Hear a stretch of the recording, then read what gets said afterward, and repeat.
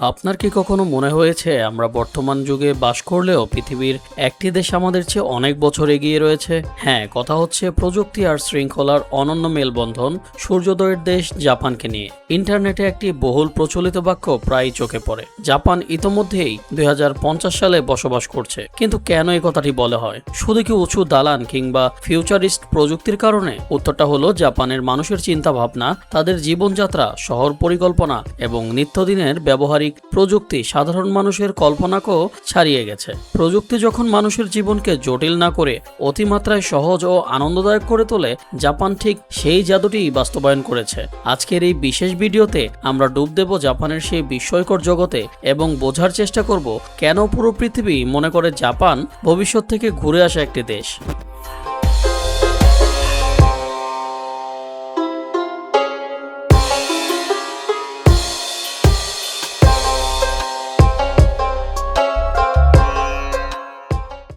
জাপানের প্রযুক্তির কথা বলতে গেলে প্রথমেই যে বিষয়টি সবার মাথায় আসে তা হলো তাদের অভাবনীয় গণপরিবহন ব্যবস্থা।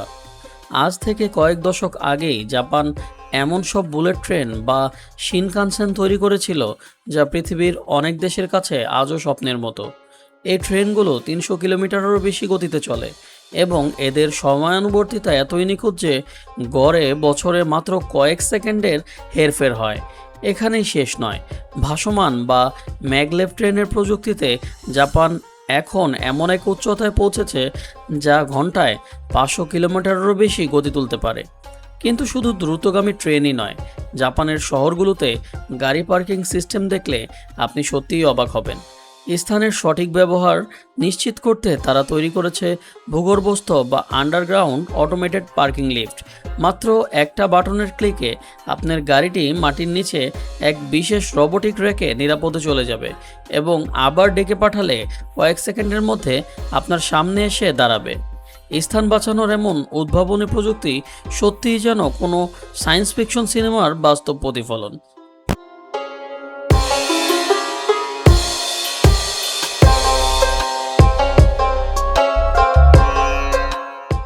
এবার আসা যাক তাদের কৃত্রিম বুদ্ধিমত্তা এবং রোবোটিক্সের কথায়।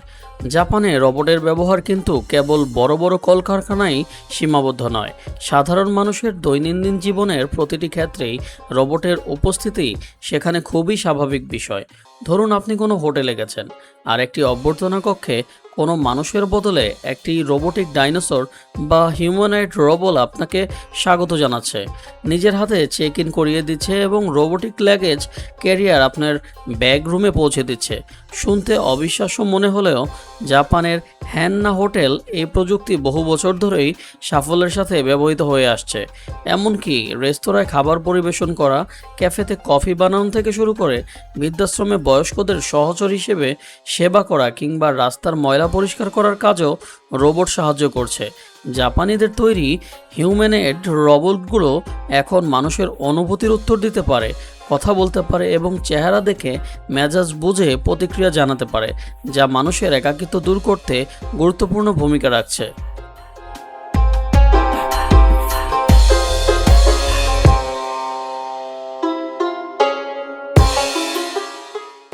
জাপানের রাস্তায় হাঁটলে আপনি এমন কিছু প্রযুক্তি ও বন্দোবস্ত দেখতে পাবেন যা খুবই সাধারণ মনে হলেও মানুষের জীবনযাত্রার মানকে বহুগুণ বাড়িয়ে দেয়। এর অন্যতম বড় উদাহরণ হলো তাদের ভেন্ডিং মেশিন ব্যবস্থা। জাপানে প্রায় 50 লাখেরও বেশি ভেন্ডিং মেশিন রয়েছে, যার মানে হলো প্রতি 40 জন মানুষের জন্য গড়ে একটি করে ভেন্ডিং মেশিন। তবে এগুলো কেবল সোডা বা কোল্ড ড্রিঙ্কসের মধ্যেই সীমিত নয়, সেখানে একটি বাটন চেপেই আপনি পেয়ে যাবেন ধুমায়িত গরম কফি, তাজা ফল, আইসক্রিম, গরম নুডলস, হট পিৎজা, এমনকি হঠাৎ বৃষ্টি নামলে সাথে সাথে ছাতাও। আপনি দীর্ঘ পথ হেঁটে ক্লান্ত হয়ে পড়লে বা গভীর রাতে ক্ষুধা পেলে কোনো দোকানের উপর নির্ভর করতে হয় না, রাস্তার মোড়ের এই স্মার্ট মেশিনগুলোই আপনার সমাধান। এছাড়া জাপানের স্মার্ট টয়লেট বা হাইটেক ওয়াশলেট প্রযুক্তির কথা না বললেই নয়। আপনি সামনে যাওয়া মাত্র স্বয়ংক্রিয়ভাবে ঢাকনা খুলে যাওয়া, সিট গরম থাকা, পানির তাপমাত্রা নিচ থেকেই নিয়ন্ত্রণ হওয়া, মোশন সেন্সর, বাতাস দিয়ে শুকিয়ে নেওয়া, এমনকি গোপনীয়তা রক্ষার জন্য ব্যাকগ্রাউন্ডে জলের সুর বাজানো। একটি সাধারণ ওয়াশরুমকে তারা হাইটেক বিলাসবহুল অভিজ্ঞতায় রূপান্তর করেছে। এগুলো কেবল আধুনিকতা নয়, মানুষের সূক্ষ্মতম প্রয়োজনগুলোকে সম্মান জানানোর এক অসাধারণ কৌশল।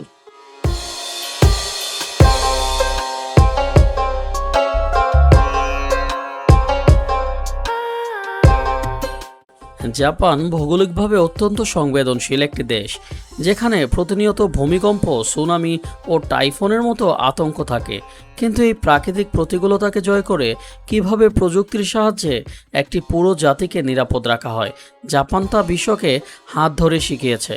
জাপান বড় বড় ভবনগুলো এমনভাবে সিসমিক আইসোলেশন প্রযুক্তিতে তৈরি করে যে রিক্টার স্কেলে শক্তিশালী ভূমিকম্পেও এগুলো ভেঙে পড়ে না, বরং স্প্রিংয়ের মতো দোলে।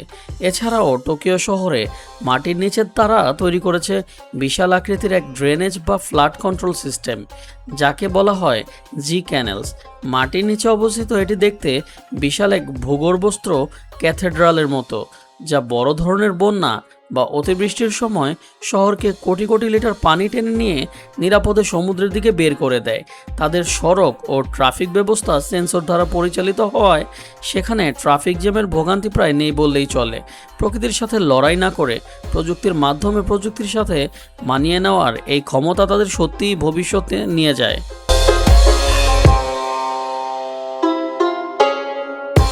তবে কি শুধু যান্ত্রিক প্রযুক্তি দিয়ে একটি দেশকে 2050 সালের দেশ বলা যায়? একদমই নয়। এর পেছনে মূল কারিগর হলো তাদের অনন্য নাগরিক সচেতনতা ও কালচার। আপনি জেনে অবাক হবেন, জাপানের প্রধান শহরগুলোর রাস্তায় আপনি হেঁটে কোথাও কোনো ময়লার ডাস্টবিন খুঁজে পাবেন না, অথচ পুরো রাস্তা কাচের মতো পরিষ্কার পরিচ্ছন্ন। কারণ সেখানকার প্রতিটি মানুষ নিজ দায়িত্বে নিজের তৈরি ময়লা ব্যাগে করে বাড়িতে নিয়ে আসে। শিশুদের একদম ছোটবেলা থেকেই স্কুলে পড়াশোনার পাশাপাশি পরিচ্ছন্নতা, আত্মনির্ভরশীলতা এবং অন্যের প্রতি শ্রদ্ধাবোধ শেখানো হয়। এই নাগরিক শৃঙ্খলা, সময় অনুবর্তিতা এবং মানুষের প্রতি সম্মান যখন ফিউচারিস্টিক প্রযুক্তির সাথে মিলে বসে, তখন জন্ম নেয় একটি সত্যিকারের ভবিষ্যতের সমাজ। তারা এমন এক ডিজিটাল স্মার্ট সমাজ গড়ে তুলেছে যেখানে 6G প্রযুক্তির প্রস্তুতি চলছে, উড়ন্ত গাড়ির ফ্লাইং কার পরীক্ষামূলক প্রয়োগ সফল হচ্ছে এবং প্রতিটি নাগরিকের জীবনকে আরও আরামদায়ক করার জন্য অনবরত নিত্য নতুন উদ্ভাবন ঘটে চলেছে। তো বন্ধুরা, কেমন লাগলো আজকের ভিডিও? যদি আজকের ভিডিওটি ভালো লেগে থাকে তবে একটি কমেন্ট করে আপনার মতামত জানিয়ে যাবেন। তো দেখা হবে পরের ভিডিওতে। ততক্ষণ সবাই ভালো থাকবেন, সুস্থ থাকবেন। আল্লাহ হাফেজ।